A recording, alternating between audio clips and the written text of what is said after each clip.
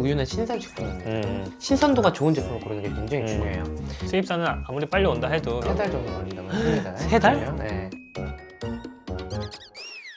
안녕하세요. 산성교TV의 미니아빠 슈니아빠입니다. 오랜만에 이제 편식 이야기를 한번 해보려고 합니다. 정말 많은 부모님들이 고민하는 식재료, 잘 먹어야 된다고 알고 있지만 잘 따라주지 않는 식재료, 바로 우유입니다. 우리가 우유를 마셔야 되는 가장 중요한 것 중에 하나가 칼슘이잖아요. 키성장에 굉장히 필수적인 영양소인데 아이들이 잘 안 먹어가지고 네. 이거를 영양제나 이런 걸로 막 보충하시는 분들도 있단 말이에요. 네, 거기다가 이제 분유에서 우유로 갈아탈 때 이때도 조금 걱정 많이 하시고 그 요즘 인터넷에 우유에 대한 이런저런 이상한 루머들이 너무 많이 돌아다녀요. 맞아요. 그 우유를 어떻게 먹여야 되나, 먹여도 되나 이런 고민이 있는 분들이 많아서 오늘 영상을 준비했습니다. 네. 일단 영상 시작하기 전에 지금 촬영을 계속 하다가 목이 말라가지고 한 모금 먹고 갈게요. 네. 우유 한 모금 마시겠습니다.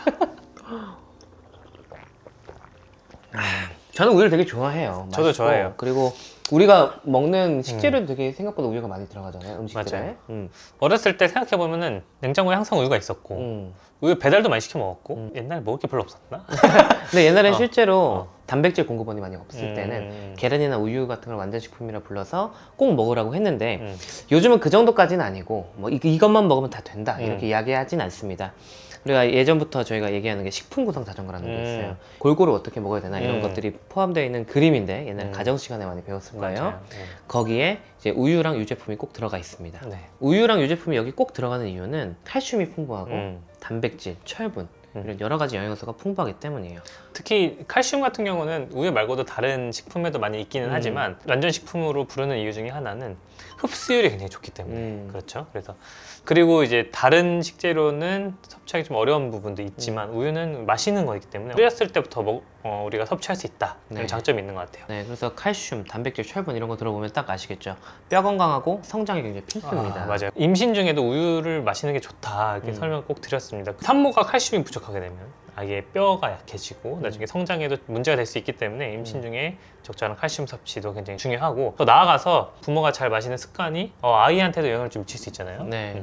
제 형이 이런 얘기를 자꾸 해서 제가 의심이 돼가지고 논문을 찾아봤는데 실제로 그런 연구가 있었어요. 하루에 한 잔 이상 우유를 마시는 임산부와 안 마시는 임산부의 20년 뒤에 아이들이 어떻게 컸나. 20년 뒤면 이제 성인 됐을 때네. 네. 근데 20년 뒤에 보니까 산모가 하루에 한 잔 이상 우유를 먹는 그룹이 키가 좀 더 크더라. 그래서 이런 연구도 있어요. 근데 이런 연구 결과가 태아 때부터 뼈 건강이 더 건강하기 때문에 그런 영향이 있을 수 있겠다 생각도 들지만 한편으로는 형이 얘기한 것처럼 이제 어른들이 집에서 우유를 자연스럽게 마시면 아이들도 계속 잘 마시거든요. 그러면서 당연히 그런 식습관은 나중에 성장에 좋은 영향을 끼칠 수밖에 없습니다. 네. 그리고 칼슘 같은 거 멸치 이런 걸로 섭취할 수 있지 않느냐, 뭐 뱅어포 뭐 이런 거 얘기를 하는데 그 칼슘이 되게 많은 건 사실이에요. 멸치나 뱅어포 같은 거를 아기들에게 특히 많이 먹이는 건 쉽지가 않고 맞아요. 좀 짜요. 그리고 짜요. 네, 나트륨 염분이 섭취가 많아. 또 문제가 돼요. 나트륨 많이 먹으면 또 비만 오거든요. 멸치를 먹으려면 씹을 수 있는 나이가 돼야 되기 때문에 그 전까지는 참 우유가 정말 중요하다 생각이 좀 듭니다. 그리고 우유 자체가 저는 굉장히 좋은 게 저는 신선식품을 먹는 걸 굉장히 중요하게 생각해요. 저희 집에 냉장고에 보면 햄, 소세지 없거든요. 다 이제 고기, 야채 이런 거 사다가 직접 요리해 먹는 걸 굉장히 좋아하는데 우유가 신선식품이잖아요. 이런 신선식품을 아이들이 다른 가공식품보다 많이 먹는 식습관을 어릴 때부터 갖는 게 굉장히 중요하다고 생각하고 그리고 가격 면에서 보면 영양제나 뭐 이런 다른 것들에 비해서 가장 우유가 가성비가 좀 훨씬 높은 겁니다. 맞아요. 그렇게 네. 생각할 수 있어요. 사실 이제 가장 큰 고민이에요. 이제 얼마나 먹여야 되냐. 결국에는 이제 칼슘을 얼마나 먹어야 되냐. 이게 중요한 점이 될 것 같아요. 표는 한국인의 1일 칼슘 섭취 기준을 나타낸 건데요. 여기 보면은 평균 필요량하고 권장 섭취량하고 상한 섭취량이 있어요. 권장 섭취량 이상, 상한 섭취량 이하로 먹으면 되는데 나이대별로 되게 다양해요. 그래서 이거를 다 외우실 수는 없고 대략적으로 생각하면 일단 돌이 지나면 하루에 500에서 1000mg은 먹어줘야 된다. 성인도 포함해서. 그렇죠. 왜냐면 뼈라는 게 한 번 만들어지면 끝이 아니잖아요. 네. 계속 교체를 해주죠. 리모델링이라고. 맞아요. 네. 네. 그렇기 때문에 칼슘 섭취가 적어지면은 새로 만들어지는 뼈가 약해집니다. 네. 네. 할머니 할아버지 분들 뼈가 약해지는 이유 중에 하나가 실제로 칼슘 섭취 절대량 자체가 적기 때문에도 있고 어떤 연구 결과에 따르면 우리나라 성인들이 칼슘 섭취량이 한참 모자란다. 권장 섭취량에 비해서 이런 이야기도 있으니까요. 우리가 우유를 얼마나 먹어야 되는지 이걸 신경 쓸 때는 일단 칼슘을 얼마나 섭취해야 되는지 이것부터 생각하시는 게 좋겠습니다. 네. 그래서 표를 보면은 돌이 지났을 때 하루에 한 500에서 1000mg 사이 정도 먹으면 좋을 것 같아요. 우유로 따지면 양이 어떻게 되죠? 우유는 100ml에 100mg 정도 들어있어요. 계산하기 쉽다. 계산하기 쉬워요. 하루에 우유를 500에서 1000ml 먹어야 되는데 좀 많은데? 쉽지 않아요. 아기들 같은 경우는 이거를 고지고대로 다 먹이다가는 오히려 너무 밥을 안 먹게 될 수도 있어요. 맞아. 그래서 추가적인 유제품으로 공급을 해주는 게 좋습니다. 아기 치즈 한 장을 먹으면 거기 칼슘이 100에서 150mg 들어있어요. 꽤 많네? 네, 그래서 우유 100ml를 대체할 수 있어요. 그리고 아기 요거트는 조그마한 한 컵에 80에서 100mg 정도의 칼슘이 들어가 있습니다. 그래요. 그래서 이런 걸 잘 조합해서 500mg에서 1000mg을 맞춰서 먹이면 돼요. 그러니까 우유로만 다 먹일 필요는 없다. 네. 간식이나 이런 걸로 먹이면서 좀 보충을 하면 좋을 것 같다는 생각이 듭니다. 근데 그래도 치즈 한 장, 요거트 한 장 해서 칼슘 200mg을 챙겼어. 또 한 300mg 이상의 우유를 칼슘을 더 먹으려면 우유를 300ml 먹어야 되는데 그러면 아기들 컵을 한 2컵 정도 되거든요. 근데 이게 안 먹는 아이들이 있어요. 꽤 힘들어요. 그거는 네. 억지로 먹기 쉽지 않습니다. 그래서 여기서 이제 우유 편식하는 아이들을 위해서 몇 가지 팁을 드리면 우유를 넣은 파스타, 크림 파스타 같은 거 있죠. 뭐 이런 아니면 리조또 같은 거 만들면 간편하게 우유를 음식으로 섭취할 수 있고요. 치즈를 줄 때도 한 장은 뭐 그냥 먹더라도 저희 집에서 많이 하는 거는 뭐 볶음밥 같은 데 올려주거나 토스트에다 올려주고 이런 식으로 해서 요리에 응용하면 유제품을 더 많이 먹게 할 수 있습니다. 그래서 유제품 활용해서 저희가 우유 편식인 아이들을 위한 우유 이용한 요리 레시피를 올려드린 적이 있거든요. 그래서 이 영상 참고하시면 좋겠고요. 어른들도 다양한 레시피를 이용해서 우유를 섭취한다면 칼슘 섭취량을 충분히 먹을 수 있지 않을까 생각이 듭니다. 근데 이렇게 해도 잘 못 먹는 경우가 있을 수 있어요. 그래서 요새는 우유도 다양한 종들이 많이 나오고 있습니다. 고칼슘 우유 같은 경우에는 아까 우리가 일반 우유 같은 경우는 우유 100ml에 칼슘 100mg 있다고 했는데 고칼슘 우유 같은 경우는 우유 100ml에 200에서 250mg의 칼슘이 들어있어요. 네. 한 잔을 먹여도 두 잔의 효과를 좀 볼 수 있는 게 있으니까 고칼슘 우유도 괜찮은 대안이 될 것 같습니다. 네. 우유는 어떻게 먹여요? 우유 일단 어떤 우유 주냐? 그냥 제가 먹는 거 줍니다. 저는 그냥 국내산 우유 있잖아요. 그거 줘요. 마트에서 일반적으로 파는 거. 보통 우유. 왜냐면 우리나라 우유 퀄리티가 굉장히 좋아요.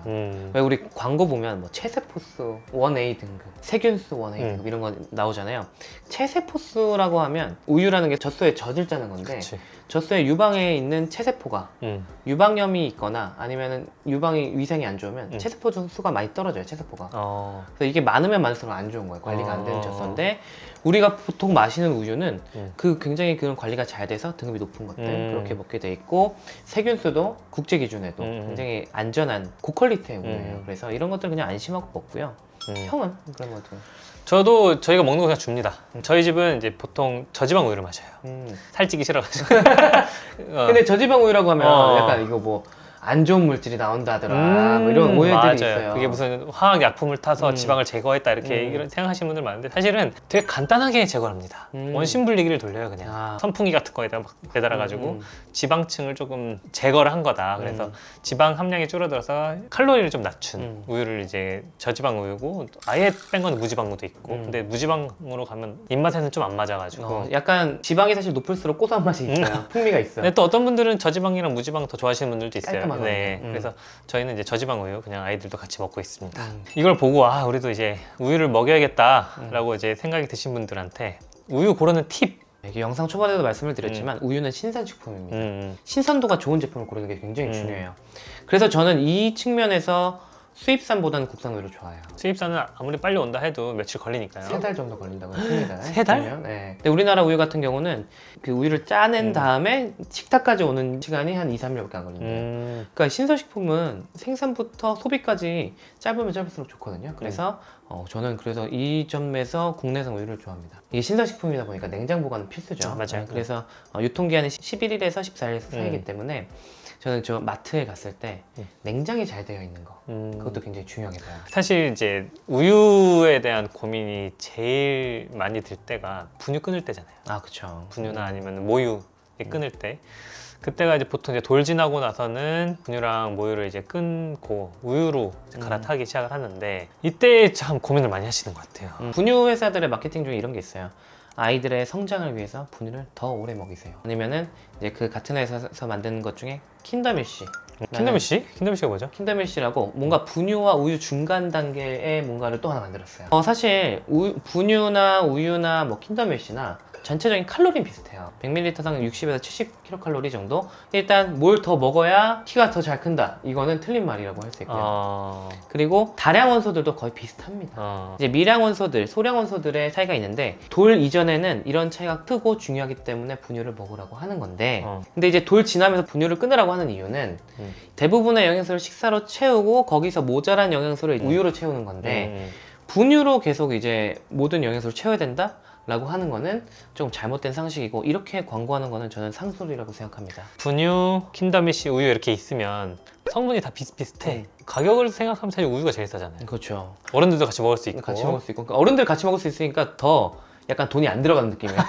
내 거 사는 기분이야. 맞아. 이런 가성비까지 고려하면 굳이 우유 말고 다른 걸 먹을 필요는 없다. 그러면 킨더밀시 같은 경우는 꼭 필수는 아니다, 이렇게 좀 정리를 할 수 있을 것 같고, 그러면 이제 분유에서 이제 우유로 바꿀 때 이거를 어떻게 해야 되냐, 한꺼번에 확 바꿔도 되냐, 이건 고민이 또 되잖아요. 이거는 너무 어렵게 생각하실 필요 없어요. 우리가 분유 먹으시는 분들은 다 경험하셨겠지만, 분유를 중간에 갈아타거든요. 같은 종류를 먹이더라도 뭐 1단계 분유, 2단계 분유 갈아타잖아요. 그 갈아탈 때처럼 하면 돼요. 그러니까 이제 두 개를 섞어 먹이는 게 아니라 한 번은 이거, 한 번은 이거, 이런 식으로 조금 번갈아 가면서 우유로 갈아타면 되고, 어차피 지금 돌 지난 시점이 되면 하루에 분유 먹는 횟수가 많지 않아요. 맞아요. 이 횟수를 번갈아 가는 게 너무 오래 걸리지도 않을 거고, 그리고 또 한 가지 팁을 알려드리면, 분유를 먹을 타이밍이 됐을 때, 아이가 배고프고 목마를 때, 그때 우유부터 주시는 거. 근데 이때 주실 때는 찬 우유 그대로 주지 마시고 분유랑 비슷한 온도로 주셔서 아이가 최대한 익숙하게 먹도록 해주시면 좋습니다.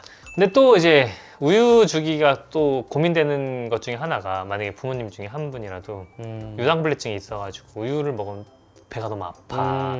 그래서 우리 아기한테는 우유를 별로 주고 싶지 않아, 이런 생각이 기본적으로 있을 수도 있어요. 맞아요. 이게 유당불내증이, 이전에 저희가 아이스크림 영상에서 말씀을 드렸는데 동양인에게 많습니다. 그리고 이 유당불내증은 나이가 들수록 또 많이 생겨요. 아이들도 있을 수 있거든요. 우유 먹고 뭐 속이 볼펜하고 가스가 많이 차는 것 같다, 그런 아이들이나 그런 어른들은 락토프리, 유당이 없는 그런 우유를 선택해서 드시면 속 편하게 드실 수 있습니다. 네. 그리고 또 이제 우유 종류 중에 멸균우유 있잖아요. 차이가 뭐죠? 이제 우리가 보통 생우유라고 부르는 게 있고 멸균우유라고 부르는 게 있는데, 생우유는 착유를 해서 기본적인 살균을 하고, 우유를 그냥 놔두면 지방층이 둥둥 뜨거든요. 그래서 그거를 잘게 쪼개가지고 잘 섞여 있을 수 있도록 그런 균질화만 해서 나쁜 균만 죽이고 그 안에 유익균 같은 거 살려둔 게 바로 생우유, 보통 우유고요. 미국 같은 데는 살균도 안 한 생우유를 파는 게 있어요. 그거는 근데 안전사고가 나타날 수 있기 때문에 추천하지 않고, 근데 멸균우유는 뭐냐면 보존기간을 길게 가져가려고 완전 균을 다 죽여버린 거예요. 높은 온도로 가열해서. 단점이 이제 우유 속에 들어있는 유익균까지 죽을 수 있고, 열에 약한 뭐 비타민 같은 영양소들이 파괴될 수 있다, 이런 단점들이 멸균우유는 있습니다. 멸균우유의 장점은 소포장이 좀 되어 있고 놀러 갈 때 좀 편한 것 같아요. 네, 그리고 보통 집에서는 저희가 먹는 우유 그냥 따라줍니다. 네, 수입으로 들어오는 우유 같은 경우는 대부분 이제 멸균우유로 상태로 많이 들어오잖아요. 그렇죠. 아까도 말씀드렸지만 그 수입 우유는 우리나라 들어오는데 한 3, 4개월 걸리거든요. 그런데 이제 저는 이제 우유 자체를 신선식품으로 바라보기 때문에 제조일자가 얼마 안 된 신선한 식품을 먹는 게 굉장히 중요하다 생각을 해요. 그래서 저는 국산 우유가 더 좋다 이렇게 생각을 하고, 이런 생각하세요. 우리나라의 젖소들은 되게 안 좋은 환경에서 크고 외국은 꼭 초원에서 이렇게 자라고 하는 것 같다. 근데 저는 목장 체험 같은 걸 되게 많이 가봤거든요. 근데 가보면 우리나라 젖소들도 굉장히 행복하게 잘 크고 있습니다. 젖소들의 환경도 중요하지만 착유하고 나서의 후처치 과정, 그리고 뭐 이송 과정, 이런 것들도 되게 중요하다고 생각을 해요. 그래서 편하게 우리 마트에서 쉽게 구할 수 있는 국산 우유, 생우유를 많이 사 먹이고 있습니다. 네. 저는 개인적으로 식량 안보라는 개념이 굉장히 중요하다고 생각하거든요. 큰 그림. 우크라이나 전쟁이 처음에 굉장히 이슈가 됐던 것 중에 하나가 밀이 굉장히 많이 생산되기 때문에 우리가 생산하는 식료품이 없고 다 수입에 의존을 하고 있는 상태에서 만약에 이런 공급에 문제가 생긴다? 우리나라가 식량이 모자라게 돼요. 그래서 우리나라 자체로 쌀이라든지 뭐 우유라든지 이런 것들을 생산하는 능력을 충분히 갖추고 있어야 우리나라 국민들이 굉장히 안심하고 살아갈 수 있다고 생각을 합니다. 이 비슷한 게 우리 요소수 문제 터진 적이 있잖아요. 그렇죠. 요소의 수입을 전부 중국에 의존했다가 중국에서 공급을 끊어버리니까 우리나라 경유차 타시는 분들이 난리 났었죠. 그것처럼 이것보다, 요소수보다 더 중요한 게 식량이기 때문에 우리나라에서 생산되는 농축산물 이런 것들 굉장히 응원을 하고 있습니다. 정말 많은 식품 중에서 우유가 억울한 식품 중에 하나인 것 같아요. 여러 가지 뭐 우유에 들어있는 성분들 때문에 무슨 뭐 질병을 일으킨다 막 그런 루머들도 많이 있어요. 근데 좀 과장되고 근거 없는 어떤 마케팅이나 그런 소문들 때문에 걱정을 많이 하시는 분들이 많이 계신 것 같습니다. 그래서 이 영상을 보고 조금 안심하셔도 좋다. 지금까지 우리가 우유를 정말 오랜 기간 동안 많은 양을 먹었잖아요. 그리고 이제 이렇게 문제없이 잘 지내고 있으니까 너무 걱정하지 않고 우리 아이들한테도 신선한 우유 잘 먹이시면 좋겠다는 생각이 듭니다. 네. 저희가 뭐 우유만 먹으라는 게 아닙니다. 근데 나쁜 것은 덜 먹고 좋은 영양 공급원들, 신선한 식품들은 골고루 잘 챙겨 먹는 것이 가장 좋거든요. 그래서 이렇게 해서 건강한 식습관 가져서 아이뿐만이 아니고 우리 가족 모두가 건강한 가족으로 거듭날 수 있기를 이번 영상을 통해서 한번 빌어보도록 하겠습니다. 네, 오늘도 저희 영상을 시청해주셔서 감사합니다. 감사합니다.